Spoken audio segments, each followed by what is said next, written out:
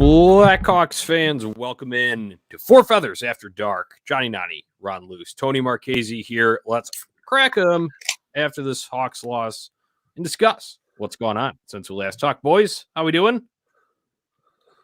Doing well, gentlemen. It's always a pleasure to get back on, even if it's loss that we're talking about here. We're pumped to get back on, talk some Blackhawks hockey, and like you said, a little Hawks after dark, and it's going to be kind of fun to get to chat here late on this Monday night. Jonnie, not high on the Hawks right now. Not very high on the Hawks. I know we've had those discussions about whether we're high on the Hawks, whether we're down on the Hawks. Very down on the Hawks tonight. Just brutal. But there were some positives we could talk about. Maybe those were in the broadcast booth, not on the ice. Jonnie, how are you doing, my friend? Right, guys, I'm good. I'm upset about the loss. Don't get me wrong. I'm upset anytime any of my favorite teams lose. But we got plenty more topics besides just tonight's game. So obviously we're coming at you here late on Monday, January 24th. Blackhawks fell 2-0 to the Colorado Avalanche here on this Monday night. So we'll touch. That's our first topic here since we last talked. There's been 3 games and all losses for the Blackhawks. They picked up 1 point in a overtime loss on Saturday night. But other than that, got blown out by the Wild Friday night. That overtime loss that I just mentioned on Saturday night, and now shutout by the Avs. Although I will say the effort overall wasn't terrible tonight, guys. Just general quick thoughts here on since we last talked. Yeah, I mean, in terms of tonight's game, Jonnie, I think you hit it on the head, right? They played overall good games. Just Colorado's that much better than the Hawks on paper, and they did enough to win. Even though the Hawks, came out with a good effort. They mentioned it a little bit on the post game show, and even I think between periods about it's a lot easier to get up for a good team, right, and get up and deliver a good effort. They did not look great in that first game against Minnesota. Got absolutely embarrassed at home against the Wild, but a better effort on Saturday. And Nani, I know you and I were going back and forth a little bit through social media about it. It was just a heartbreaking overtime game, really, for the Hawks there. Very well could have been 2 points in their favor, and certainly wish it was in the old Henrik Borgstrom game. So, since we last talked, I think, like Tony said, yeah, it's a little hard to be high on the Hawks right now, but plenty for us to discuss here tonight. I think just overall thoughts last time we talked. I mean, you asked, how are you going to be watching these games and what do you think is going to happen? I just go back to that where it's like I had no faith going into this stretch, and I still have no reason to believe in anything that the Blackhawks are doing right now. I feel like, just resident negative Nani on this podcast for today. Like there's not a lot of good out there. And we talked, Ron, this team goes with Patrick Kane. This team goes with its scores. Where is everybody? You see it tonight. Prime example. Not good stuff. Right, it's justified, Tony. They're not giving anyone a reason to. I mean, they had that little stretch, but this is how it's been all year. And this is one topic that I was going to get into, but it can just be lumped in here. It's infuriating inconsistency. It's something that, okay, you have a decent stretch and you rack up, so many points in, a short stretch of 3 to 4 games. They had that little short winning streak, and then you come out, then you just lay an egg against Seattle on Monday, and then you do the same on Friday after having all week off since that game was postponed, which we'll get into postponed games later. But it's just infuriating, the inconsistency of it, Tony. So they don't give you a reason to believe. We're just looking ahead to the trade deadline now, and yeah, sure, we'll still tune into the games and see who's performing well and whatnot. But as a whole, right now, I agree, not a whole lot of reason to be optimistic. Someone just have a highlight reel goal, just something. Something. Like you see, Jonnie. Just the thing that infuriates me is you're posting, videos of guys having headbutt goals and different stuff that's around the league. I remember when that was the Blackhawks. Yeah, right. Every single night, that was the Blackhawks. They need to get back on track so the Four Feathers content can wrap back up to where we want it to be, right? Naturally, right. Yeah, and it really does. It feels like there's nothing even to get excited about. I feel like, given the state of the team right now, if we were sitting here talking about, maybe when Lucas Reichel comes back up, maybe he does a couple things that get us a little bit excited for what he might bring in the future.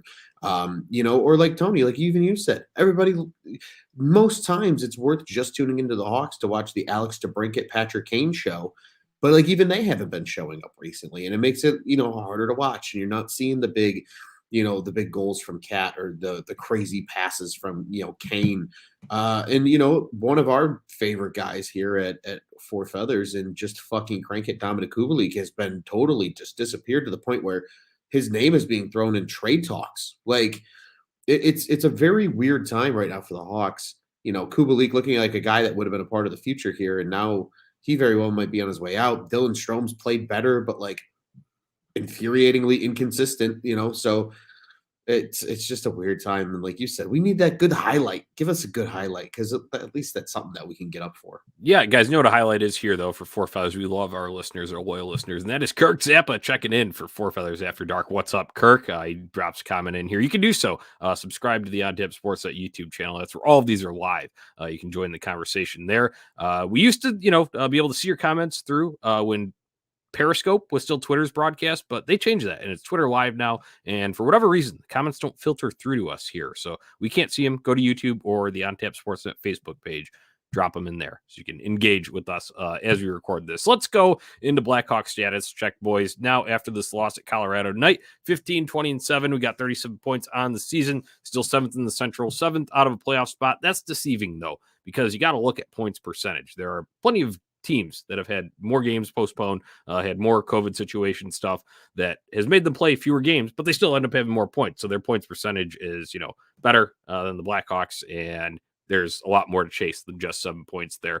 But oddly enough, remember last time we talked and I give those moneypuck.com odds on playoffs? Yes. We've actually jumped. We've jumped about 5%.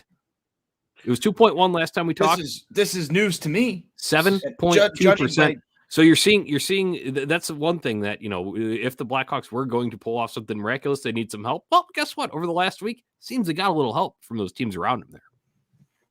News to me. And judging by Ron's reaction, news to Ron too.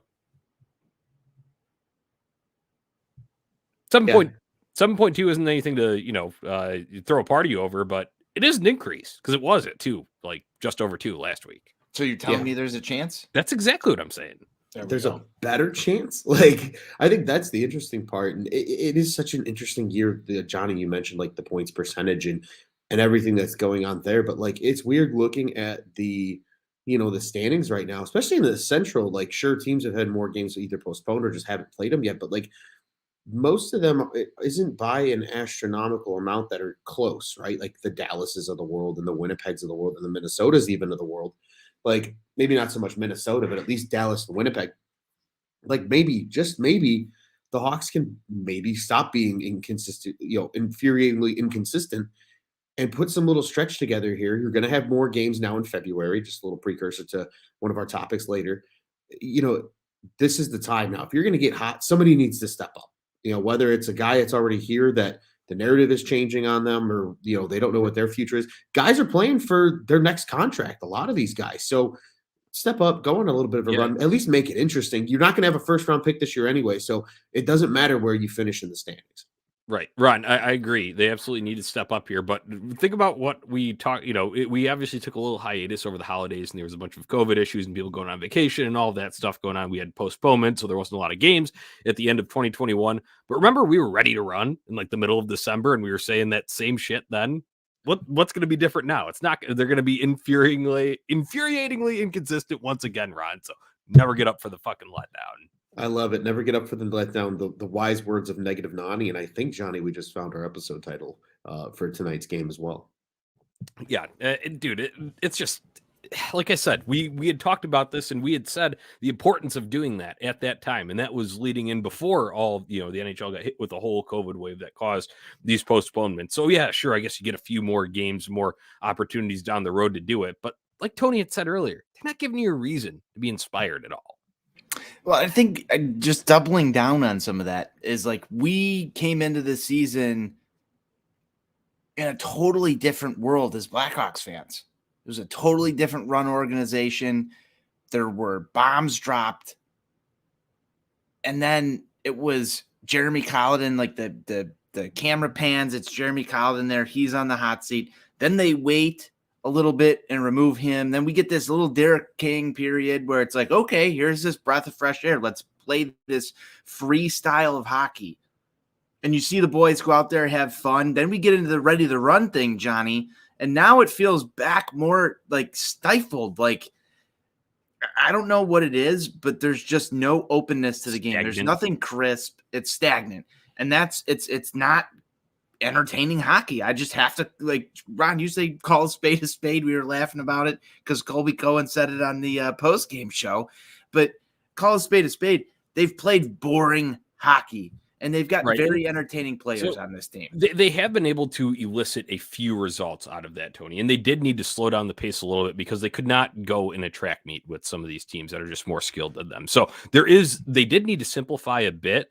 But to your point, as much as I love Marc-Andre Fleury, the only highlights of the game shouldn't be him having to make robberies on, Colorado's top goal scorers. So that means we're not getting any quality looks. It's like, okay, yeah, sure, they might be doing some things right and putting it to the right area, and a redirect just goes wide, but that's not like a highlight reel goal. It's not like oh my God, we made Francois made an absolute beauty of a save tonight. That never fucking happened. It's boring. I agree with you. Ron, you got to chime in on this one. Yeah, I do. And maybe this kind of summarizes it. And I hate to single out one player, but like, it feels like the Sam Lafferty style of hockey. Like, he was kind of a throwaway. Like, Pittsburgh got rid of him because, it was literally just a throw-in saying, hey, Nylander gets a change of scenery and maybe he gets a shot to, hang with the Hawks. And maybe they wanted to give him the look that maybe they initially thought Curtis Gabriel was going to have when they acquired him. Like, but it just feels like it's like, so this is what we're watching. Like we said, Tony, like if the big guns aren't scoring, this team's not fun to watch, especially with, players like Dominic Kubalik and Kirby Dach and these guys that we expected to be quality middle six players and contributors on this team this season. And they're not. And some of that too can be contributed obviously to the roster construction, but also to kind of the Derek King style of play. Nick Olchek pointed out on the broadcast tonight, the goals per game allowed has decreased almost a full goal since King took over. It is a much more defensively sound structure. And if you like good defensive hockey, you're at least enjoying seeing, Murphy and DeHaan and McCabe and Jones play well. Riley Stillman stepping up for the Hawks during the time when, the other guys went down. Like, there's some promise on the blue line, so that's good to see. But, like, holy hell, they don't have the forwards to give you that timely scoring to play that type of style. I want to dig into the Seth Jones thing here just for a second, because you talk about promise on the blue line, and then you look at Seth Jones and you look at what you're strapped with for so many years. Do you guys want a little bit more offense out of Seth Jones? Yeah, I want more goals. I want more goals out of Seth Jones. Yeah. Sorry, I know defensemen aren't known for scoring goals, but you see plenty of other guys do it around the league. If we had to have this guy, why the fuck isn't he putting up more goals? Seriously, I will be as demanding of him as much money as the Blackhawks are paying him. So that's where you're like, you look at where the money's tied up: Jonathan Taves, Patrick Kane, Seth Jones. I don't see Seth Jones coming across my Twitter timeline enough to justify his fucking salary. I'm sorry. There's not enough Seth Jones in Blackhawks jersey highlights. This just speaks to how bad the contract is, Tony, because he has been playing pretty damn well. I mean, he was a last man in candidate for the All-Star team. He has, 25 points, 3 goals, I think 22 assists. I believe that at least the last time I checked might be bumped up one more if he had one in between that period, but he has actually been playing pretty well, but even that not nearly enough to justify what he's being paid. Well, and he's being played right now like a franchise player, and you look around the NHL and how often that your superstars that are getting the most money are obviously so for right reasons, but then you see what hurts teams, right? And what contractually hurts teams, and it's those times that they bet on a player that isn't producing to what they're being paid. And not to say that Seth Jones is a complete waste of money, but to both of your guys' points, when you're getting paid $9.5 million and you're the third largest average annual value contract on the roster, you're expected to step up and contribute in a way that most of the other defensemen aren't going to. And yeah, he is the offensive style guy on that blue line, but I agree. He's in the prime of his career in terms of age. And now is the time to really make the Hawks say, hey, at least we paid 9.5 for this guy, instead of, oh boy, we paid 9.5 for this guy. And I think right now we're not quite to the holy hell point, but we're at least at a point, like you said, Johnny, and even you, Tony, Right. like we can demand a little more out of a guy that should be that workhorse on the blue. Yeah, I just want to, at least with my comments, supplement it with that. It's not that I think Seth Jones is bad or he hasn't done positive things. He does plenty of positive things, but he's done a lot. I need it all, right? I mean, if he's $500,000 away from a Patrick Kane type contract, why is he not in commercials? Why is he not plastered all over everything? Why is he not Superman? I mean, that's my question. Why is he not that guy right now for the Hawks? Why is he not bringing them up to the next level? Yeah, you talk about last man in for the All-Star game. Patrick Kane didn't make the All-Star game this year. It was DeBrincat. And so right now you've got $30 million worth of players that couldn't crack an All-Star game. And not that that's the end all. No, be it's all, not. But I agree. It's a concerning problem. It's the premise and what you're driving at, that you're not getting what you need from these top guys, Yes. and it's frustrating here as we go along, guys. That I think that wraps up. That's Blackhawks status check. That's where we are, and we're just going to continue to be frustrated here. But hopefully, we get you laugh along the way a little bit. That's kind of the goal here too. So we'll try and share out, memes, humor as we can. Make sure you're following Four Feathers Pod on Twitter and Instagram and on Tap Sportsnet. Guys, let's move on. Next category that we have here is injuries. After the status check kind of flows away from that, we've got, just as the Blackhawks are starting to get healthy here, they had gotten everyone back from the COVID list on Thursday. Over the weekend, 3 guys go on IR. You've got Jujhar Khaira, Riley Stillman, Kevin Lankinen now with a hand, and he's expected to miss 2 to 3 weeks here. All these suck, but Stillman was just playing well. Ron, as you highlighted in an article not too long before, when they had other guys in the back end out with COVID, and now Kevin Lankinen, he had just gotten back into action for the first time in over a month. Now he's out on the shelf, 2-3 weeks, hand injury. We didn't even really see when it happened. He finished that whole game on Saturday night at Minnesota. So, guys, these injuries fucking suck. What are you guys going to miss the most from these guys, or what are we being deprived of here with these guys out? I think, Johnny, it's kind of a long, I'm going to use your words to describe it. It's like these guys just got back. It feels like some of these guys are just starting to hit their stride. And Stillman was for sure, dude. Yeah, Stillman was. I think even Lankinen was. I mean, we haven't seen him at all this year, and this is a guy Lankinen was just getting back into the mix. Like I said, like he didn't even have a chance to even get into a stride. Right, exactly. And that's what I'm saying. And I think that just hurts the Hawks' even development for the future, because again, we sit here and think Kevin Lankinen is, at least for, even if he's the bridge goalie to whoever the next great Hawks goalie is, like he's going to probably be looked at next year as a starter if Marc-Andre Fleury isn't in a Blackhawks uniform again. So like there is a lot of concern there where he's not getting that work because of COVID and now because of an injury. And it's upsetting to see, because I think he's a guy that would be able to give Flower breaks, and maybe the goaltending as a whole would be even better than it already is. But when you're hurt and, things are going on, I don't think Soderblom is ready to be an NHL goalie at this point. And who knows if he ever is one, but we know Kevin Lankinen can stick in the show, and he just needs to be able to be healthy enough to play. And even Khaira, I like when he's out on the ice. Sure, maybe he's not the most skilled player in the world, but he's truly a good fourth line player. Ron, let me push back on you real quick here, and that is that I actually have an opposite take when it comes to Jujhar Khaira here, and that Sam Lafferty shows how dispensable Jujhar Khaira is. I don't need to see Jujhar Khaira ever play another game for the Blackhawks again. The only thing he has on Sam Lafferty is a little bit heavier of a shot, a little bit better of a release, but Sam Lafferty's faster. He's more responsible defensively. He can get to his positions better because he's faster, so he's better positionally. And yeah, like you said, it's a boring game. It's whatever, but that's what Jujhar Khaira was brought in for, that bottom 6 role there. Right. I hate to say it about an injured guy, and I hope Jujhar Khaira gets better. And I think, when he's out there, yes, he has a big frame. He can lay the lumber a little bit, but he is slow. All right. Mm-hmm. And Sam Lafferty proves Jujhar Khaira is expendable. There's a hot take here. No, and that's fair. And I think that goes to show kind of the going back to the state of the Hawks that, we are addressing here tonight is, right now, we do have eyes on that trade deadline, because it's like, are they going to try and make a ton of moves? Is is Davidson going to try and get rid of maybe some of the, I call it the Bowman mistakes? He did it with Nylander. He's done it with some of these other things.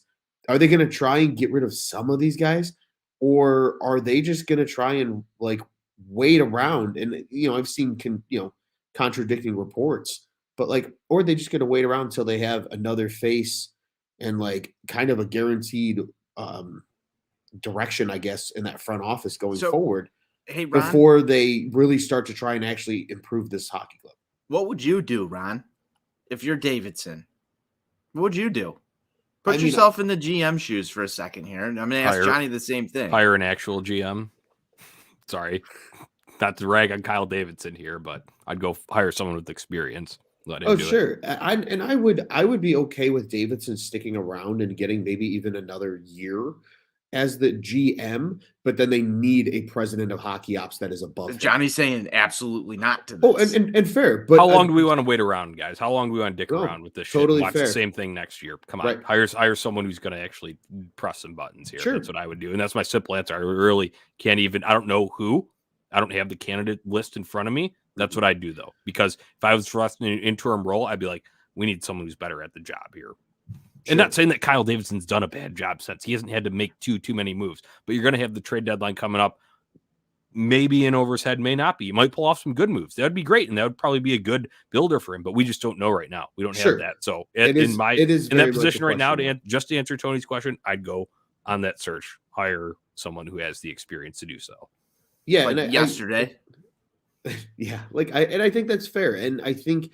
But what becomes discouraging, though, kind of, again, to our points, let's talk about another part of the organization that's been infuriatingly inconsistent is the ownership right now. And why aren't you guys trying to hire somebody right now? Like, if they do want to have a president of hockey ops and a GM, why isn't the president of hockey ops at least in position right now? Because even if Davidson's your interim GM and they give him the rest of the year, then that person can make the decision on who's going to report to them and be that GM underneath them. And if it's not going to be Davidson, to your point, Jonnie, then they can go get that guy that they want to work with the president.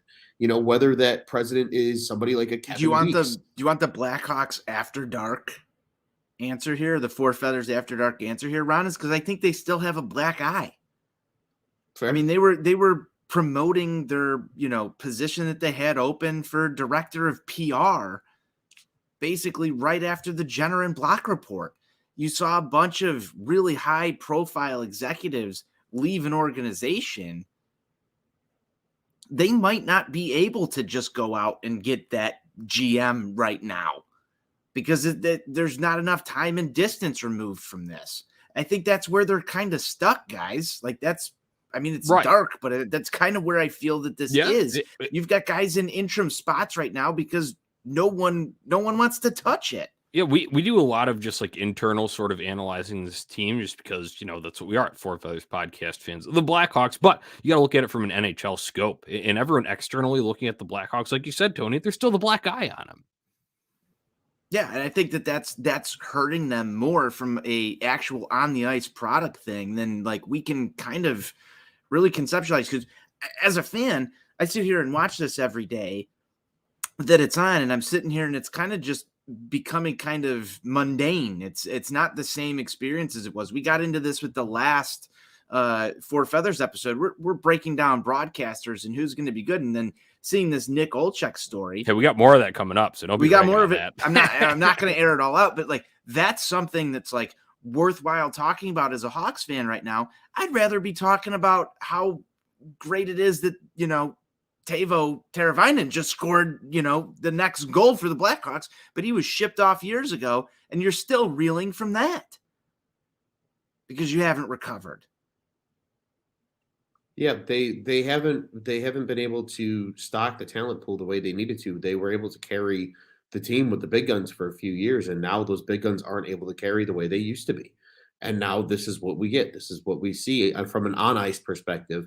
And when you're not playing well, like you said, that black eye looks even worse.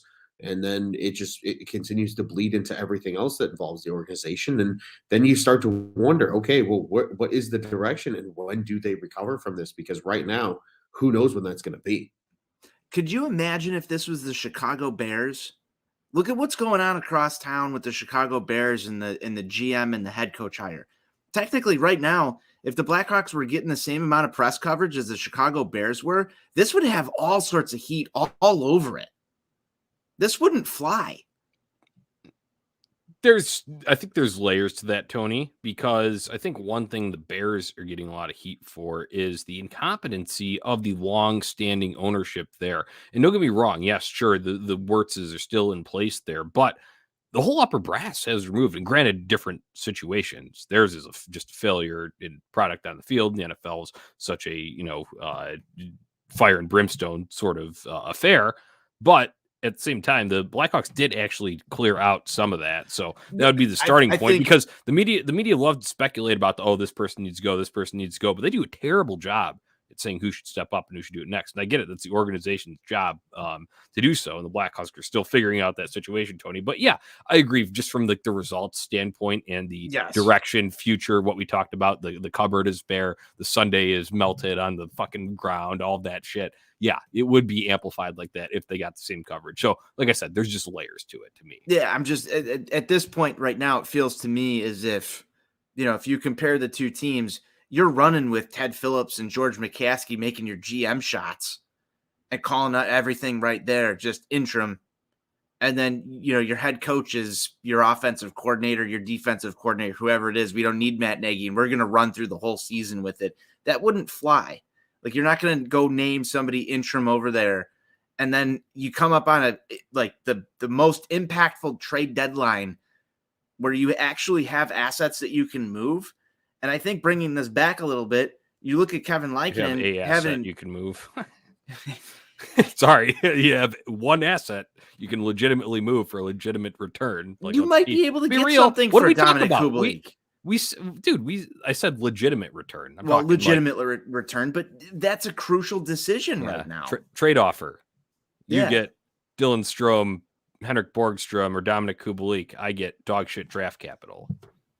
That meme that I made for us. Yeah, that's a real thing. The only one that it doesn't apply to is Flower. Okay, so you're just making me feel fucking worse about what's going on here. The more we talk. Ron, say something positive, please. See, unfortunately, unless we're talking about the broadcasting crew, I don't think I can. I think that's just where I'm at right now with this team. I think a lot of people are at with this team because, we are just frustrated. We're frustrated with this meh play on the ice. And, I don't want to get too down on a guy like Derek King because I think he's done a lot of good as a head coach. But again, this no certainty of the future and this bad look on the organization in terms of the PRI, and then you still have bad product on the ice. And that just does not bode well. And it does not combine well for, like you guys said, any excitement around the Chicago Blackhawks right now. At least there's generation around the Bears too, because they have a quarterback like Justin Fields, and they have that optimism there of maybe there is something there for the future, but also the kind of the saltiness. And, as we see, it Bears on Tap and with our friend Buzz, they're like, oh, well, they're going to screw it up again. And they're going to get it wrong. And that's such a narrative. Like right now with this Hawks team, none of us have really witnessed a huge change in power until now. I don't want them to be part of that narrative of they're going to fuck it up again. I think you hit on something. Tony, I don't either, but this is not anything against Kyle Davidson and his abilities, because I just don't know. He's only been on the job since, the whole cleaning house happened earlier this season. But I have just a gut feeling. I have no basis for this in reports or whatever, possible returns or anything. But I feel like with the trade deadline, even if you do ship off Flower and whatever, all the stuff that you get back, whether that be draft picks or a player in return, an NHL ready or, prospect just about to crack the league, I feel like they're all just going to be that typical Blackhawks kind of burnout, right? Like you get the kind of guy that comes up and impresses for a year and then it's, fall off the plateau. So, okay, yeah, your, whatever pick, your first round pick, even that you got for Marc-Andre Fleury, whatever teams it was the 21st overall pick. And that guy is just kind of you're hinting on the same Chicago in between Rockford and Chicago. You want guys to come up and fucking rock. Yeah, exactly. You want guys to come up and show rock star I'm impatient. Shit. I want immediate gratification. Yeah. Yes. I want to draft Connor McDavid every single fucking year Yes. And he should come up just the same way that Patrick Kane and Jonathan Taves did and become generational players. Go all in or what are you doing? That's kind of how I feel right now with this team. Come on, Kyle Davidson. Just be lucky, dude. Come on. Play this like you're playing an NHL 22 franchise. Like, what are you going to go out there and get? Like, what are you going to do? Manipulate fate. Get a time machine. Predict the future. Where's Let's do Peter that kind of Chiarelli when you fucking need him? Yeah.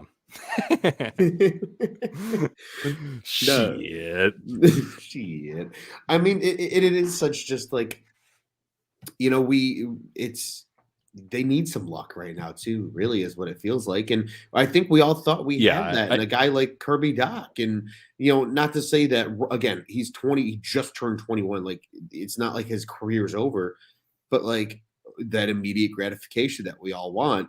When your number 3 overall pick from 2 years ago isn't producing, it's concerning. Yeah, no, okay. Now that we're on that, I know we've kind of tailed off here. This all started with injury talk, but it kind of brought up, issues of depth and who can replace who on the roster here and whatever.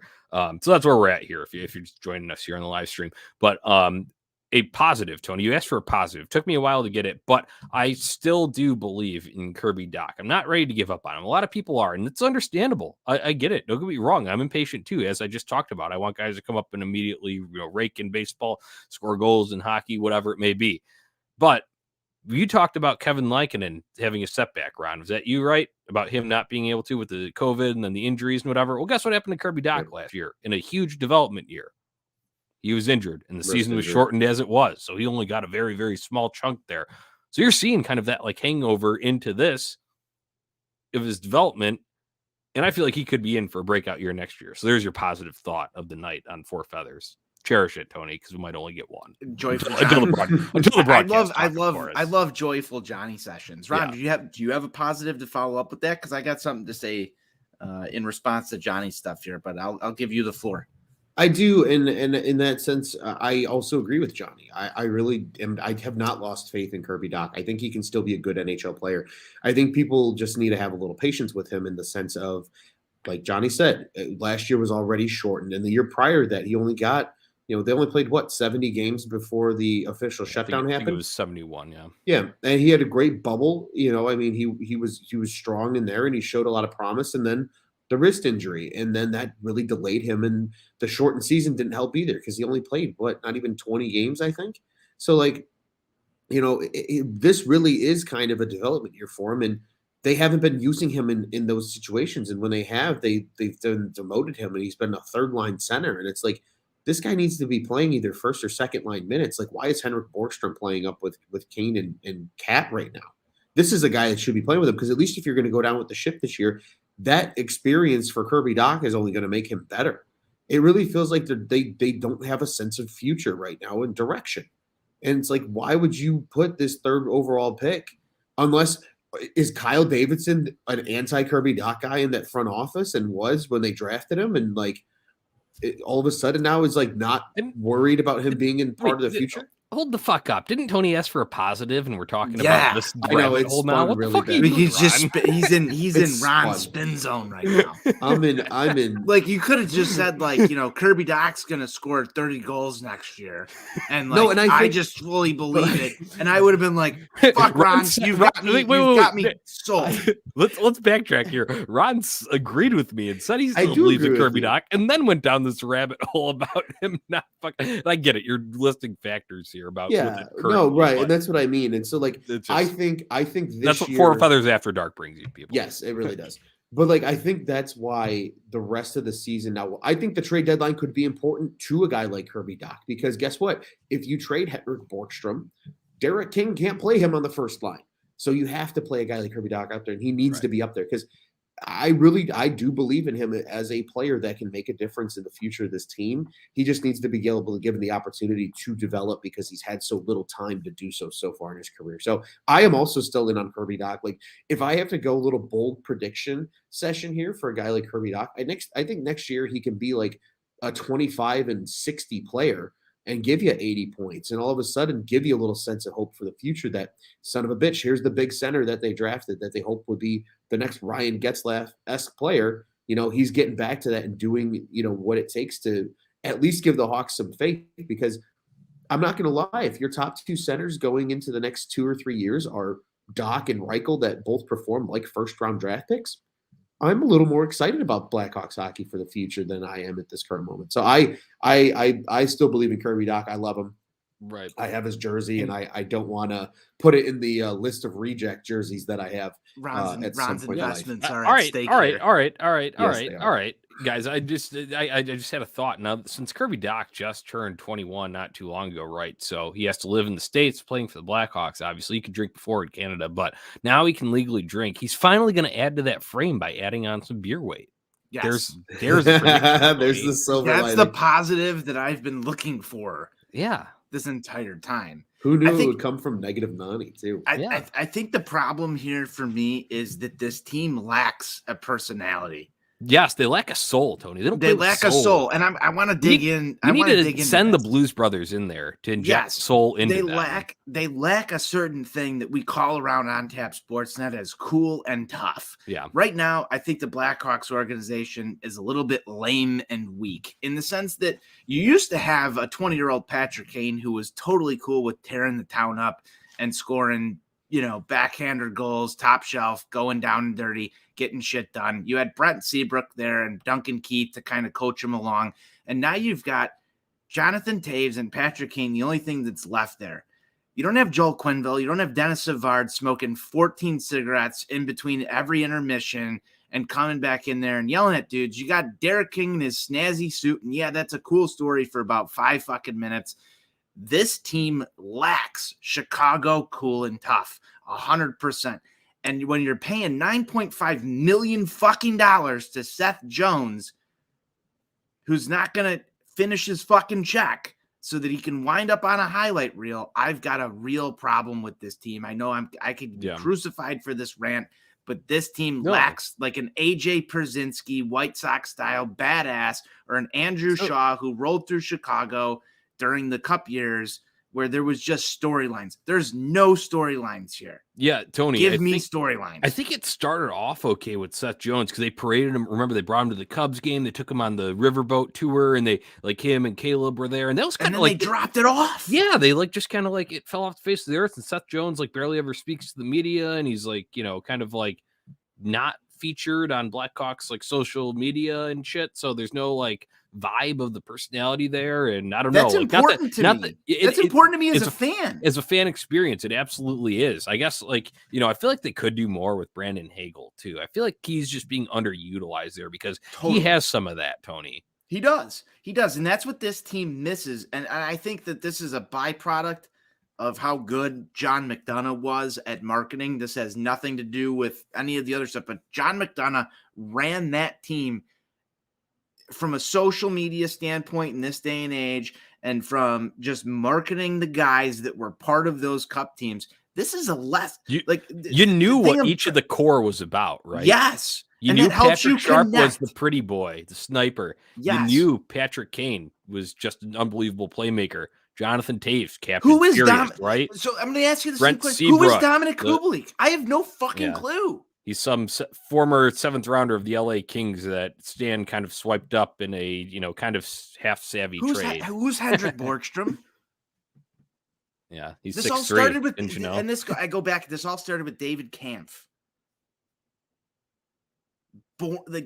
Just bringing down the level of where we're gonna extract some of this stuff out of Blackhawks D zone's gonna have your head, man. I know, that's what I'm coming for. But no, do you guys feel the same way? I just don't feel as connected to the team. It's stale, it's lame, it's weak. Yeah. And obviously the results play a factor in that too, Tony. Because if we were winning right now, I'm sure you'd find some that I also is, kind of a hand in hand because some guys would be doing some cool and tough shit to be able to enable some more wins. So I don't know, but give me Lance Lynn. Just skate Lance Lynn on the blue line, Johnny, for a day. And he'll give you a quote that we'll talk about more than what anybody's going to do on the blue line for the rest of the year. Where is this version of it seems like Frank Schwindel, who's just nobody believes is a real person because he's the fuck is that? Unsung hero or tough guy. Sorry, they need something. I don't know who Frank Schwindel is either, but they do. But they need a story. They need a player that can be a story. and guys like a personality that's infectious that people enjoy. Think about all those Blackhawks teams when they were so deep, and like you said, how they were marketed. Everybody knew Chris Versteeg's personality. Everybody Yes, knew, but you so know, slap Chris Versteeg in for today's 2022 Blackhawks guy. there isn't one. No, there isn't. That's the problem. Or if We're there talking is, about we third don't and know fourth who line he guys is. who we have no idea what they're all about, who they are, because they're not doing anything impactful on the ice outside of just filling up a stat sheet, and then they're not marketed the right way, and they're not winning, so it's a perfect disaster. Yeah, Tony, like I try to like at least like play into like some shticks, like when we have our Four Feathers posts, and when we're talking about guys that make impact plays or whatever may happen. I guess the best thing that I could ever like come up with a guy like Sam Lafferty was his hockey DB mugshot, right? And it's like I need more to work with than that. 100%. Like, and I feel like we're getting robbed of it. Like, why aren't we getting to see Calvin DeHaan talk about his love for beer because he owns a brewery back home? Like, why? This is the same organization that like literally had Brandon Bollig go viral and John Scott. Like, we don't have that anymore. All right, guys, this might be like, it may be one that I get crucified for, but it's 4F After Dark here. But did they feel like they can't have fun in the aftermath of the investigation findings? I feel like they're just not allowed to be like, besides Human? Have besides fun. Like, there's still a team. Like, some of the people who are here, I'll jump right on the same bandwagon with you. This is still a team. This is still a business that needs to be marketed to its consumer. Yes, everything that happened was terrible. There's the people who were accountable for it have left the organization. They have become so stodgy with everything that we did a whole hour on who the broadcast replacements are going to be. That's not a good spot to be in an organization when you've got three dudes from the suburbs spending an hour on a podcast talking about your broadcast replacements and how bad this is. Thanks. You want to call a spade, Ron? That's my double down on it.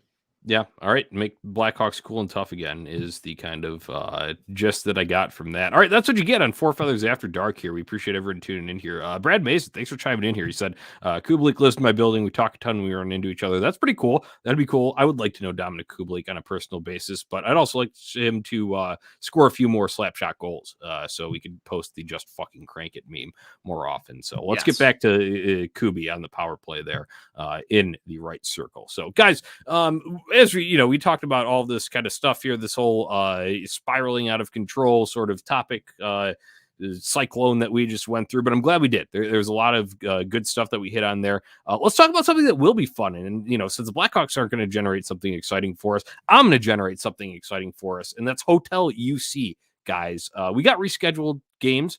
Rescheduled dates for the games that were postponed at the end of December, and I have a bunch of them. Basically, all the home games that were there that got rescheduled now are moved to February, and I had all four of them.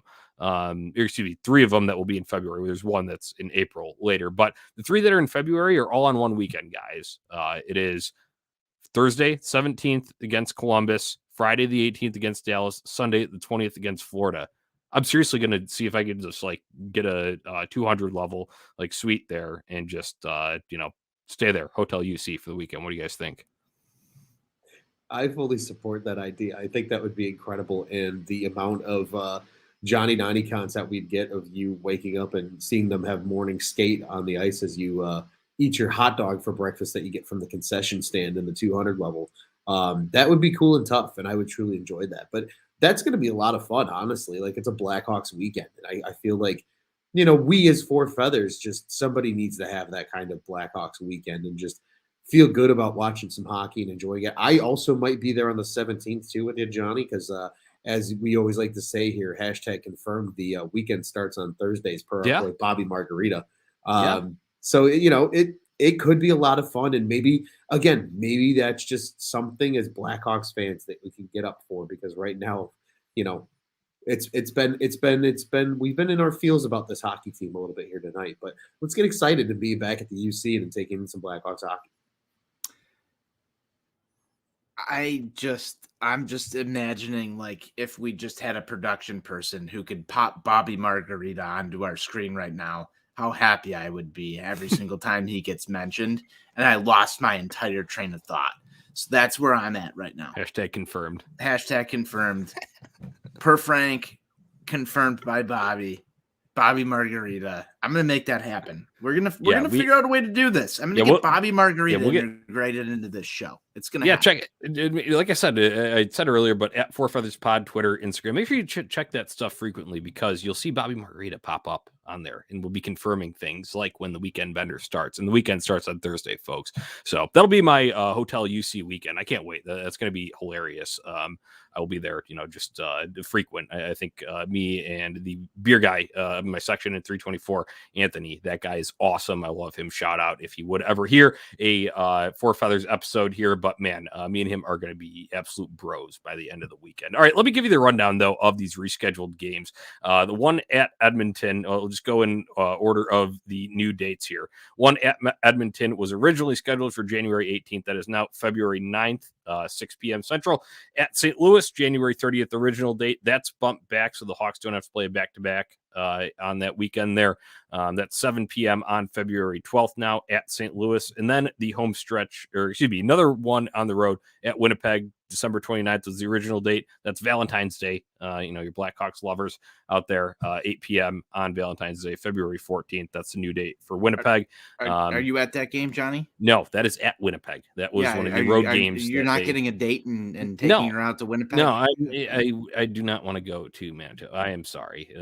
That just seems like a great place for you to maybe date on Valentine's Day. Toronto or Montreal. Montreal, I may, but dude, Winnipeg, I'm sorry. I don't have much good to say about Winnipeg. Give me the camera. Give me the camera following Johnny around on a Blackhawks date up in Manitoba. I don't know if Johnny wants to do that because he'd be stuck with that person for 2 weeks if he got COVID. Because exactly. Like it's like and that's like why these games. I'm getting through the schedule here, and that's like why those games at Edmonton and Winnipeg were moved because it was like the team itself might not have had COVID issues like the other ones before, right around Christmas and the holiday season when that was cases were spiking all over the place. This is just because the Canadian government was still limiting capacity at these games, and they want to, make their money off of it. These teams do. So the NHL tried to facilitate that and reschedule these games. So that's why they're bumped back. So at least maybe, I don't know exactly what the rules are when the restrictions lift or ease, but there'll at least be some fans in the game. I know that there was like 50% at some of these there,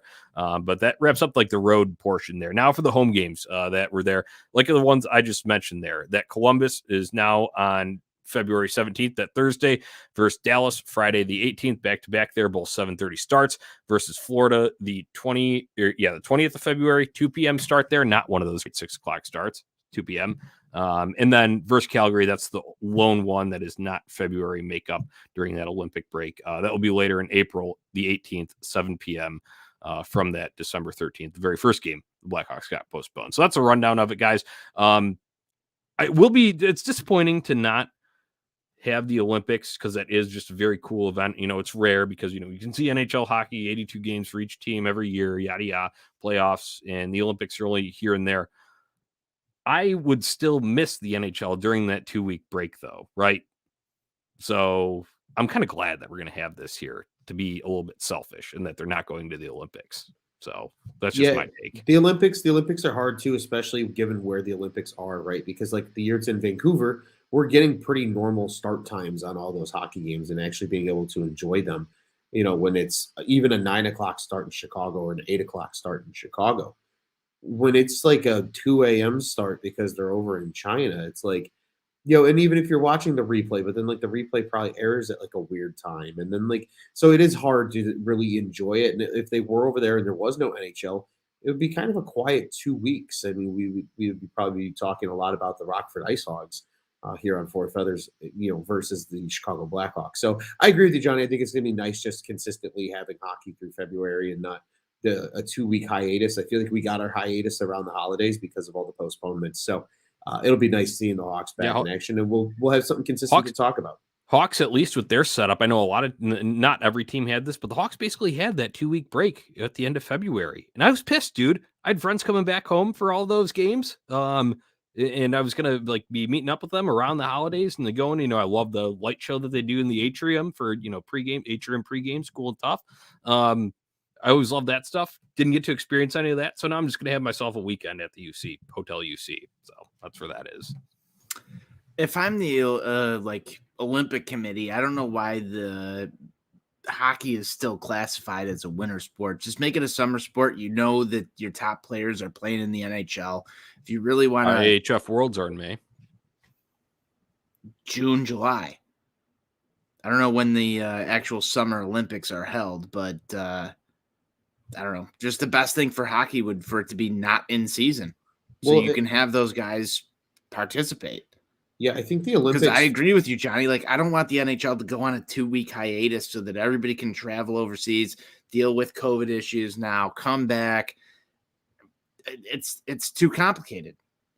It's too complicated. If you want to grow the sport, you want it to be part of the Olympics, you got to find a time for the Olympics to play where hockey is not going to be impacted in the NHL form. Simple as that. Yeah, and I think something that this is why like the success of the World Cup of hockey was so interesting, because you had all your greatest players competing in this crack 'em in this event that was held out of season, and it allowed them to play on the grand stage because they weren't interfering with a season. And like I think that's like a ramp up to preseason, Ron. Yeah, it was. That. Baseball did it with the World Baseball Classic too, and you can see how well that plays out when it's not in season. Didn't they play that in like mid-February, Tony? Mm-hmm. Late January to mid-February, yeah. And I think it's an incredible idea. It's basically the Olympics just focused on one sport, but is it really the Olympics when you don't have your best there? That's a debate in and of itself. Like, all right, if we're getting real four feathers after dark here, I'm sorry. This is no disrespect to any athlete that participates. Winter Olympics, I really couldn't give a shit outside of hockey, luge, and curling. To be just perfectly fucking frank with you. Did you put curling in your good category or in your you don't give a shit category? No, in my good. Those are my three. All right, I was just making sure because curling is fucking. And what's weird? It's like I love like skiing, like physically skiing, but I don't need to watch that shit. I don't need to watch people snowboarding, skiing, like all that. I really don't care. I'd rather be watching hockey at that time, right? Yeah, it's just that's personal opinion. Like I said, there's no disrespect to them, but no, that's why incredibly getting to your point about that, I would rather have it pointed towards one individual kind of sport there, and it's a cooler event, at least from a fan experience, right? So if I'm the Olympics right now, I'm solving this problem and I'm going to the world of the World Cup of hockey, and I'm saying I'm making that my Olympic event. Instead of holding this every 4 years, I'm going to put NBC and put the Olympic rings around it, and that's the Olympics of hockey. Or the Olympics of baseball. Yeah. You want your top athletes in there. Make it work. Figure it out. Figure it out. Yeah. All right, guys, that kind of wraps up on that. We were talking about that break there in February. There will be hockey there. We just gave you those dates. You can go and check it out on tapsportsnet.com. We have those posted there as well when those makeup dates are. Let's go on to the next part here. We talked about having some positives here later in the show. Ron, it's your turn to shine. Thoughts on TV broadcast. Nick Olczyk filled in for Eddie, who had to unfortunately go to the hospital, which we just learned tonight. But that was on Saturday night for the game at Minnesota. Nick Olczyk, his son, slid over from the radio color position to the TV color position, filled in seamlessly alongside Pat Foley there, did an excellent job, called the game at Colorado tonight as well, along with Pat. Thought it was a great broadcast, and he is fucking sounds exactly like his dad. It's almost like he's got the same genetics or something, right? Yeah, right. It's almost like they're a father-son, but it really is a carbon copy. I mean, there are instances, whether it's athletes where a father-son play, or other various things that can be seen, like the actors, things like that. Like each of them have like their own style, and not to say that Nick is not enjoyable because he sounds like his dad, but like it's a treat almost having the Olczyks because they are so good at what they do. And it's fun to hear them talk, and he breaks down hockey incredibly well. He played the game. He played it collegiately. I think he messed around a little bit in the minor leagues as well, if I remember correctly. So, he has that experience just like his dad does, and he does a good job in projecting onto it. I love it. Like I can close my eyes and listen to the broadcast, and it really does. Like you like, I saw somebody tweet about Saturday's game and say, like, honestly, it took me like 15 minutes of regular time and that start that third period. So, the first 8 minutes of the period or so to like actually realize that it wasn't Eddie, it was his son. Right. If you weren't there Did coming a out of the intermission for the switch, great you may job, not too. have realized it, right? Yeah, may not have absolutely. realized it. Well, that's the crazy thing, and like that just goes to show how like well polished he is to be as good to like be able to keep up with. I mean, his dad is the lead guy on TNT for hockey coverage for a reason because he's good at what he does. So like that's a tip of the cap to Nick. Really early in his broadcasting career now. And it's a lot of fun to watch. I just wanted to say, like I texted you guys tonight, and I have to share it on the show for our listeners here. The cadence and verbiage is exactly the same. Some of the same sort of, ways he breaks down a play in the way that he'll say, just kind of set up a whole situation. Like, for perfect example tonight, something I know Eddie would absolutely say, but in the first period, Philip Kershaw breaks his stick as he's coming in for a shot just over the left point there. Then at the same time, a guy for Colorado when they're going the other way. So they're in the second period, they're coming across there. Guy breaks his stick and right around the same spot, right along that blue line there. And the way that he just described the whole situation and saying, "Oh, there's something about that spot," kind of like a lighthearted sort of like, kind of infliction to it was the exact same as what I expect from Eddie O. So, I mean, his son, Nick, he did a great job, and it's just ridiculous how much how similar he is to his father. No, he really is. And he's good. He's fun to listen to. And again, as somebody who, I mean, not nearly at the level that they're doing it, but like somebody who's done it and appreciates I think really the art form that is broadcasting.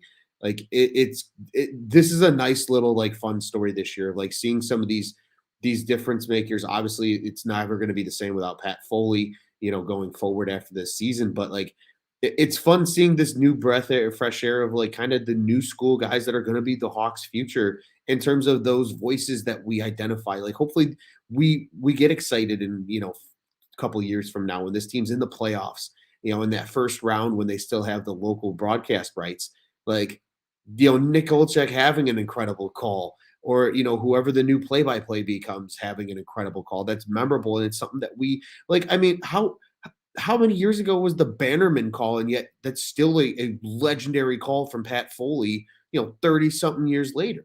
Like that's what it's kind of exciting to know that like it seems like they've got some good people in the system per se, right, of broadcasting, like to replace such a legend who I'm gonna dearly miss. So that's been something cool that I've enjoyed so far about this year. That's honestly what I enjoyed about tonight's game. Obviously getting shut out is never the coolest or toughest thing they could do, but hearing him kind of make his broadcast debut, right? Like we like young debuts for players. I don't think it's any different for broadcasters. It was really cool to see tonight. All right, Tony, fire off some thoughts because I got one too that just came to me as something that we were texting about before. But thoughts, Nicky Olczyk, and his performance, or any general thoughts on the broadcast? Because I got one too, not related to Olczyk. I already kind of said my piece on him, but go ahead. I'll let you go first while I collect my thoughts here. Not much to say on Olczyk. I think you guys hammered that one home. I think that just as a sports fan, as somebody who consumes a massive amount of sports, we had a huge conversation on the last show. If you haven't listened to it, go back, check the last show where we talked about the broadcast booth. Season 3, episode 9. Yes. I think that there's just, I don't want my kids to grow up and it's like Colby Cohen had the best call for whatever this is. It's like, I just feel like that's cheap compared to some of the things that I remember from like Hawk Harrelson or Pat Foley or John Weideman calling for me in the sports that I love. I think that broadcasting, just overall, my personal opinion, once again, it's gone a different direction. It's hard to swallow, man. Yeah, one that you're not too fond of. And that's all right. We're all allowed to have our own opinions here. But I have an observation, guys, because last time we talked, this was after that disappointing Seattle Kraken game. We had talked shortly after that one, and that was a game in which Vosters was on the play-by-play and Colby Cohen was on the color commentary. And we had some differing opinions about that. And I had, Ron had some praise for those guys, and he enjoys the combo and enjoys Vosters. And we had kind of all given our takes there. So go back on our last episode. You can hear the full segment of that. But opinion on Colby Cohen here, even just over the last week, has shifted a bit now with having, the more normal crew back, obviously, until Edzo got sick. I've been enjoying Colby more in the studio, and I think he fits better there. Yes. And the studio crew is finding a chemistry. Boyle's always just excellent. First of all, this is one of my takes. I will die on this hill. Pat Boyle is the best pre and post game host of any Chicago sports team. Any. Best in the city. Absolute best. Pat Boyle. Better than Chuck Garfien on the Sox. Better than whoever the fuck does it on Marquee Network. I'm not a Cubs fan, so I don't know. Better than any radio production that they do, even for the Blackhawks there.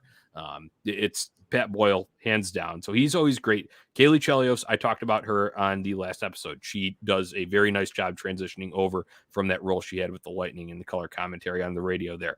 Colby is better fit for the studio now, and I enjoy his observations from his, kind of sample size of playing experience that he had. He's better able to apply it and interject at times where it doesn't feel awkward to me as the viewer. So there's my props to Colby Cohen. Nice job in the studio tonight. I enjoyed the whole team there. Kaylee, Pat Boyle, always. That was good tonight. So there's positive from the game against Colorado. And if you want extensive breakdown on how NBC Sportsnet staffs its post-game shows, you turn into OnTap Sportsnet, because we will break that down for you, and that's the OnTap difference. Hey, this is we're the biggest Blackhawks fans in the world as far as we're concerned, right? We're here to serve the Blackhawks fans. Yes, so that's what we're doing here. We're talking about our experience with it. That's 4F After Dark, essence of it here. But those are my thoughts, and if you guys have different ones, please feel free to share them. But those are just my observations tonight. I think they're finding more niches here, and if we could find a way to keep Nikki O in the booth, that'd be great. I want Eddie back and healthy, but I will agree with you. But how do we just get like some sort of AI Pat Foley voice call for every Hawks game for the rest of our lives? Like, can somebody just develop that, Johnny? Like, can we like start a GoFundMe? How much money you got? Yeah, I don't have enough. Ronald, you look like you got something to say here. I actually like what you had to say there, Johnny. I really do, especially with like Colby being in the studio. I get that vibe as well from them. They have a good chemistry going, and they work really well together as that group with Boyle, Chelios, and Colby Cohen. So, and I like Colby, on doing some of the like social media breakdowns, like the day of the game. Maybe it's him and then like Jenna Rose or somebody like that at the United Center. They do a good job, I think, in those roles, right? Like, you know what I would like, Johnny? I would like the Blackhawks on the ice to get like the broadcasting crew and start finding their roles on the team. Right. Yes. Thank you, Ron. Like yes. they're getting it together. Hey, people are finding like you said, their niche. You talked about them finding their niche there, but all right, a welcome new addition, not new, a bring back here. Patrick Sharp's going to be on the pregame, postgame for Friday night. Guys, I'm going to be at the game, and we're going to talk about what's on tap next. I want you guys to be there with me, but either way, for the fans watching at home, fuck yeah, Sharpie's back on your television set. I mean, come on, that beautiful man. Oh, he exciting. He was awesome the first time around. He got the national gig with NBC Sportsnet before, that all turned over and went to the Turner Sports deal. But still, I thought Patrick Sharp always did an excellent job, and he always looks excellent, guys. Like he's a sharp dressed man. He is a sharp dressed man, and it's going to be a treat for those that get to watch at home. I was waiting for the ZZ Top reference because I feel like we've never gone a podcast, Johnny, without a ZZ Top reference somewhere. Yeah, at least in the Sox, we definitely can't get through. I'll double down on it. Patrick Sharp just had to get paid. He's got to get paid, man, and that's why he took that deal. 25 lighters on his dresser. He's got 25 lighters on his dresser, and Patrick Sharp's just got to get paid. That's what I hint back to in the last episode that we talked extensively about this broadcast crew. It's almost like a gots to get paid situation. And I don't feel like we've got the talent that's there. You just look at it from the outside perspective. Eddie Olczyk, Pat Foley, guys who are at the top of their careers, late in their careers, I should say. Obviously Foley's leaving. We'll have to see what happens with Eddie O, but his son would be an excellent replacement. But I think that just the way like Ron, how you said you want them to find their roles and find all that stuff. I want somebody that's in this broadcast group that brings a little bit of flair, that brings some controversy, that's not afraid to go against the grain a little bit. I thought we were going to get that with Andrew Shaw. And I get a little bit more of a buttoned up version of Andrew Shaw on these post-game shows. You kind of need that wild card sometimes. I want that Ozzie Guillen character. Guillen, I was just going to say, I want that Ozzie Guillen character. And it wasn't the rip Chuck earlier, but when I was talking about the hosts there, when I had said that better than Chuck, well, guess what? Ozzie makes that post-game show go, right, for the White Sox. Yes, he does. If you're looking at the White Sox post-game show, this is like a NBC Sportsnet group session here, analysis here. But you need somebody for this Hawks broadcast that's going to make something go just a little bit. There's a lot of good, I'll give Colby Cohen some credit. If the team on the ice isn't going to stir it up, the broadcast should. Yes, somebody's got to be stirring that pot because that's what's going to drive it. I don't know. That's kind of where I'm at. I don't know who that guy is. What if Patrick Sharp comes in though and it inserts a little bit of that flair? Maybe it's not in the way that you think, obviously like Ozzie does on the White Sox post-game shows, or even like what you were expecting out of a guy like Andrew Shaw. Maybe, but you just get that little more honesty and a little more fandom for the Blackhawks. That aspect that I've got my controversial hire for this role, but I can't say it because it would be so bad. Oh boy. I think I know. Even bad for 4F After Dark. Wow. Tony's got some dark thoughts going on. Bring Joel Quenneville on the postgame show. Oh my God. Yeah. Okay. You're canceled. So Tony's night's done. Yeah, guys, we've gone extensive here on these TV broadcasts here, these last couple of episodes. But unfortunately, as we said earlier, that kind of speaks to the state of the team on the ice, and not as much exciting to talk about there. Whereas at least we can kind of break these down and nitpick and talk about what we want for the future of these roles. So I always enjoy having discussions with you guys. I'm sure they will still continue their experiment that they've got going on here. So we'll be interested to see how it plays out. We're getting down to the end here of this episode, looking at what's on tap next for the Blackhawks. Guys, Wednesday, Detroit sucks. National TV, 6:30 p.m. Central Time on TNT. And that's it's the only other time we played Detroit this year. We lost them the first time. When you get back in the win column there, Friday versus Colorado, I will be in attendance. I've offered my ticket to one of you and tried to make a Four Feathers outing out of this. But I don't know if you guys were just too hammered on Saturday night when I was texting you about it, but the interest level didn't seem there. Are we going to have a 4F outing, or are you guys this not? Text message. I'm going to go right out on air right here, right now. I don't even remember fucking getting Okay, this so text Tony message. was hazy. Ron, did you comprehend it? I know you were feeling pretty delicious too. I was feeling delicious, and I don't recall this text message either, Johnny. So at least I'm not. Wait. Do you guys remember me asking you if either of you were going to the game? Yes, and Do you I remember said, that? no, I'm not going to the game. I don't have a ticket. Right, yeah. So I asked you. I was just wondering if you guys had tickets because I know Ron had some other ones before, so I didn't know. And then I had said, well, one of you guys should take my other one, and then we should get an additional one in the section nearby, and I'll go and make a 4F outing out of it. But you guys must have just blacked out between that point of me asking the initial question. I am literally the secondary proposal. Johnny, I'm literally scouring all of my messages to try and find this message. Oh, it's in there. And I will find it. I will find it at some point. Because now one of you guys should use my ticket, and the other get a seat nearby. Shouldn't be too expensive on Ticketmaster, Resale, or StubHub, or Vivid. Little 4F outing. I mean, I'm very open to this idea. Don't get it twisted. I am more appalled, Johnny, at the fact that I literally don't remember this conversation. I remember the texts, but I don't remember the conversation. Yeah, right. You guys just don't want to go. You don't want to go out with me on Friday night. That's all right. No, that's message not true, received. Johnny. That's not true at all. Ron, could you just go out with him on Friday night?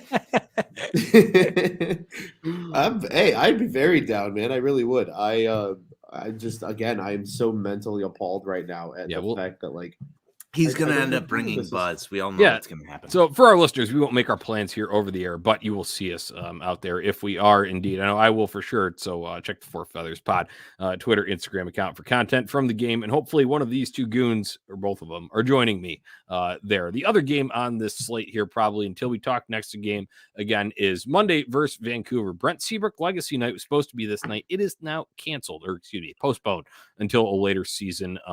As we mentioned earlier, talking about some of those Canadian restrictions and COVID and all of that that affected games. Now it's going to affect travel for Seabrook because, he's got school-age children. So that was the kind of explanation with the Blackhawks thing there. Possibility of, the complications when trying to come back over the border or go over the border into the U.S., Chicago, extended stay for a weekend. So who knows when that will actually happen. But either way, that game is still taking place, 6:30 p.m. On that Monday, the 31st, last day of January, against the Vancouver Canucks there. That's the look at what's on tap next year, guys. Thoughts during this stretch? I know we had talked last time about looking at an upcoming stretch, and now we went 0-2-1 through that. How do you think we fare in these games? Not great, Bob. I love that Tony keeps it short and sweet. I think Wednesday might go okay. I think Detroit's probably the worst of the three, at least at this point in time. I think Vancouver's playing hot ever since Boudreau took over. So that one's kind of up in the air as well. I think they have a good shot on national television on Wednesday night against the ever so hated Detroit Red Wings. But we saw them play Colorado tonight, and even a good effort wasn't enough to beat them. So obviously that one feels a little jaded on Friday, but hopefully they rebound on Monday and they look good against Vancouver and can, ultimately maybe get, to just 2 points and give us something nice to talk about on a Monday night. Yeah, no, for sure. Okay, Wednesday night at Detroit. That's up in the air. Who knows how that's going to go? I will say we do not deserve this product that the Blackhawks are putting out on the ice. Does not deserve to be on national TV. I don't care if Alex DeBrincat and Patrick Kane are in tow there. They're going off of the history of that. That is the only reason that this game is on, and it was probably decided, before the season they were going to have this as national showcase. So Detroit is, playing better than I think many expected them to be at this point in the season, even though their playoff odds are technically lower than the Blackhawks. Granted, the Eastern Conference is a little bit different than the Western Conference layout wise for those middle teams there, but that'll be interesting to see. I really hope we can pull off a win there. Not too sure about it though, but I'll say this: Friday night, if I'm there without one of you guys, we're gonna lose. But if one of you guys or both of you guys come, we're gonna get a win. So there's your kind of messaging there to that. Trying to bait Monday against Vancouver. That's a 6:30 start. They're absolutely going to come out and shit the bed. Lose that one within the first 10 minutes. So that's what's going to happen there.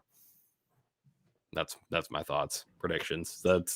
Thank you for already letting me know I'm in tune. Yeah, I'm sorry, Ron, dude. Monday. I could not.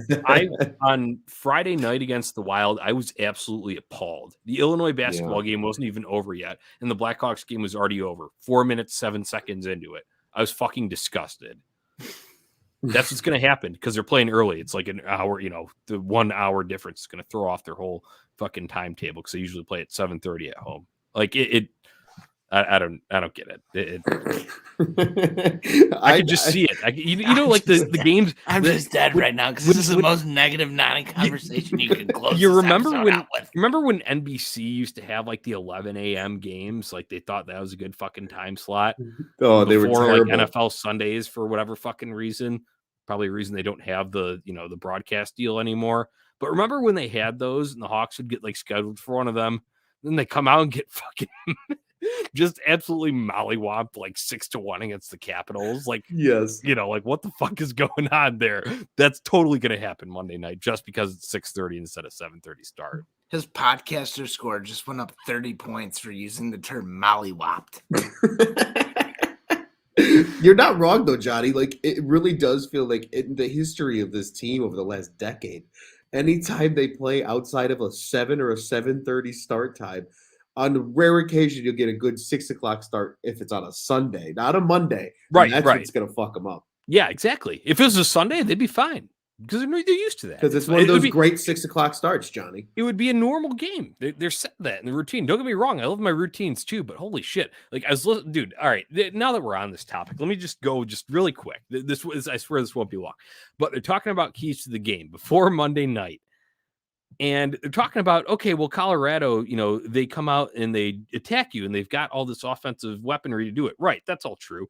But they say, oh, you got to come out and be ready from the jump.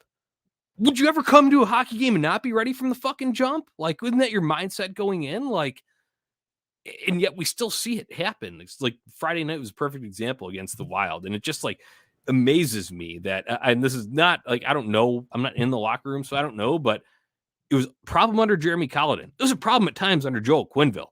And it's a problem still under Derek King. So what the fuck is up with these guys? I think we just need, we said it before, the solution is more smelling salts. We could all chip in for a pallet to be delivered to that locker room, man. We can, but I think it's got to be on the dry cleaner because, like, you kind of got to look at Derek King right now, and he's the one that pointed out the snazzy suit. If the dry cleaner can't turn around the snazzy suit in time, the whole vibe's off. Game over. We're fucked. Right. Yeah, that's plausible. Look good, play good, live good, die good. You get the joke. Like, yeah. I mean, that's kind of how it is. And it feels like the Hawks just don't have that right now. And again, we talked way early in the show, kind of looping it all back full circle, like that personality, like feels like that would go a long way in some situations like this where they need that flair from the get-go, and they need that spark plug. And I think that's just, again, otherwise they'll be, infuriatingly inconsistent, like we've been saying all episode. But Johnny, that was like full-blown negative Donnie, and I enjoyed the hell out of it. I'm glad you shared that with us here as a little treat at the end of the episode. No. And it's not that I want that, like I'm totally down on this team and they can't. And I hope they prove me wrong, and I hope they come out and play, have a very nice start and play a full 60 and give the Canucks a good game, and hopefully send Brucey Boy home with a loss there. But I can just look at this, guys. I've just watched too many games of this team and just knowing the situational sort of like things around this. Now we got the news here coming in. I forgot to mention this the first go around, but this game against Vancouver, just following up on my point here. This game against Vancouver Monday night was supposed to be Brent Seabrook night. So that's one like kind of like boost, like sort of thing that's removed from it. And that also, guys, would have pushed the start time back a little bit because the ceremony would run in. So it'd be closer to the normal start time, yada, yada. You get all that playing in there. But they were also supposed to play in St. Louis originally the night before. They had that penciled in there. Now that is moved as part of the, postponement, since they had the 2-week window in February to work games in there. So they're not bunched up. The Blackhawks don't have back-to-back. Guess what? Saturday night, they're getting absolutely fucked. They're like, I'd go out on the town. Don't get me wrong. I would, but they're professional hockey players, so they probably shouldn't do that to their bodies. But who knows? Like that's at least the way I look at it, guys. Like just all of these factors into consideration here. Tinfoil hat time. Call it whatever you want, but man, don't be surprised if they get their doors blown off early on Monday night.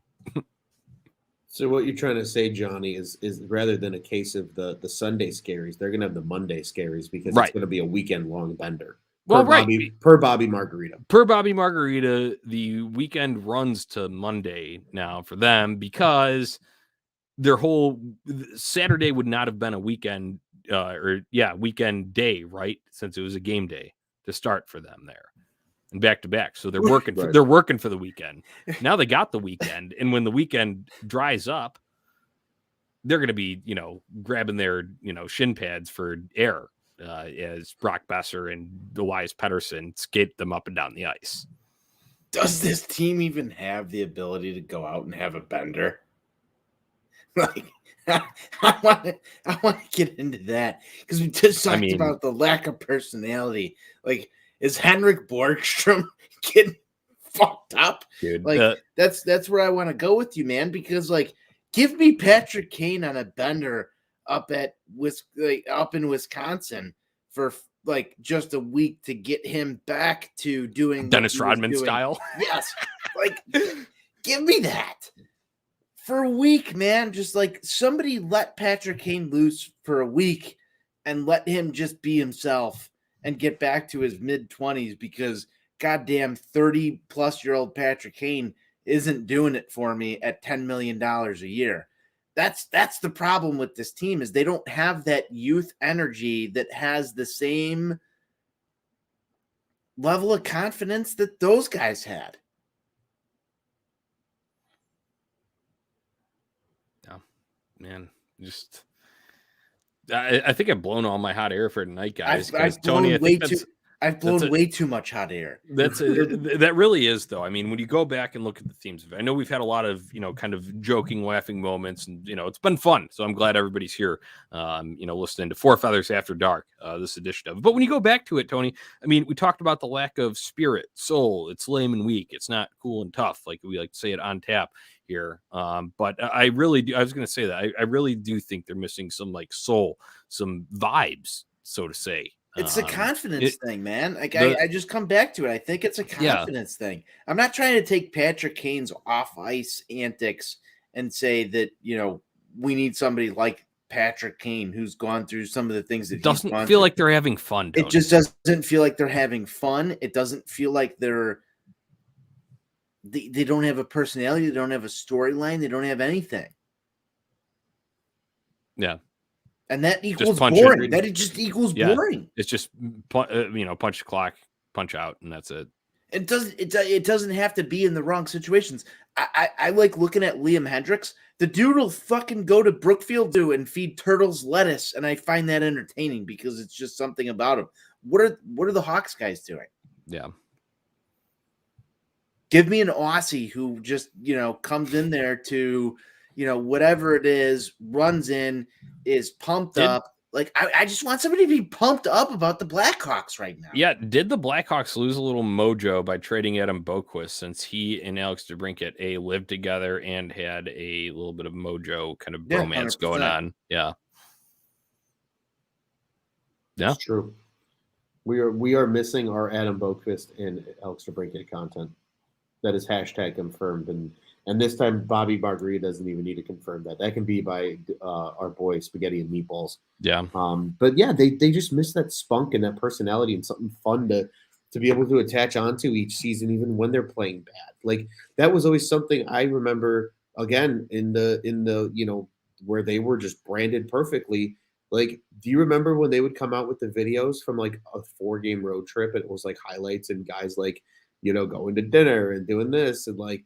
People enjoy that. People want to know who the players are on this team. And like, I feel like some of the other teams in Chicago do such a better job, but like nobody knows who any of these guys are. And there's nothing like their personalities aren't shining. And it's a real shame. Yeah, it is. It really is. Cause we want to have fun with this team. We want to, but they don't give us much of a reason to, as of late. So hate to be negative Nani here, but you've heard plenty of that tonight.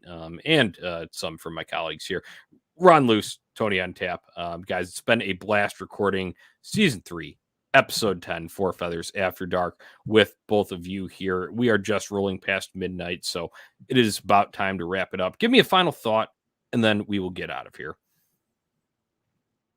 Make the Blackhawks fun again. Make them cool and tough again. Figure out some way to do that. I think overarching, summing it up, you have to make a decision with your front office at some point. If you're the Wirtzes, you have to make a decision as to who's going to drive this thing. You had the top of the class. We just sat here for an hour and 20 minutes and talked about some of the shit that you get with bottom class. I don't think any of us are happy with the product on the ice, off the ice, anywhere near it. And it's a shame that some of the stuff that we sit here and say is borderline. Like, I can't say that. That's a shame, in my opinion, because we should be able to voice our opinions as fans. And that's what we're going to do here. But at the end of the day, this is a subpar product to what we had 5 years ago. And that's a problem for any business. That's where I'm at as a fan, and I'll continue to preach that message till it improves. Ron, I'll toss it to you. Yeah, I think that's incredibly well said, Tony, and you can even build off of that a little bit. Like we need these Blackhawks to be fun again because let's look around the sports landscape here in Chicago right now. The Bears are an absolute gong show of an organization in the moment. The Bulls are fun and are playing well, and we encourage our friends of Four Feathers to also go listen to our friends over at Bulls on Tap. But boys, we have baseball being threatened, and the start time for that season. Obviously Cubs and White Sox are both represented here respectively amongst the Four Feathers crew. So winning Blackhawks hockey would not only be cool and tough, but it would give us a sense of excitement about Chicago sports outside of just the Bulls, because we might be, waiting for baseball when the weather improves, and we might be, waiting a couple years for the Bears to truly be good. Like even just something to get excited about with this Blackhawks team. It feels like there's parts of each team in Chicago that have something to be excited about, and the Hawks are the ones that probably lack the most. So let's change that, and maybe February, Valentine's Day, is a day of love. Hopefully we can, feel a lot of love for our Chicago Blackhawks in the shortest month of the year coming up.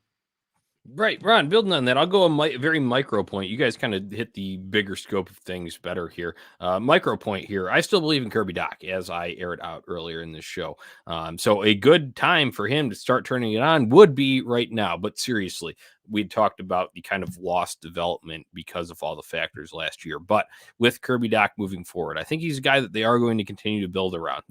You'll see ridiculous stuff come out. Oh, they should trade him. Oh, he's a bust. He's never going to be this and that. I wouldn't give up on him. That'd be my advice here. And I hope he's going to start proving you wrong here in the coming weeks. So I was at a game right before the pandemic hit, and Kirby Dach put the Anaheim Ducks in an absolute blender. Remember the spin move through the neutral zone, breaking in, having an excellent shot. Unfortunately, it was denied, but still, that kind of stuff. I want to see that level of exciting play from Kirby Dach. That is one thing that can make people get excited about the Blackhawks again. So I'm going to speak it into existence. Kirby Dach is going to have a breakthrough month of February.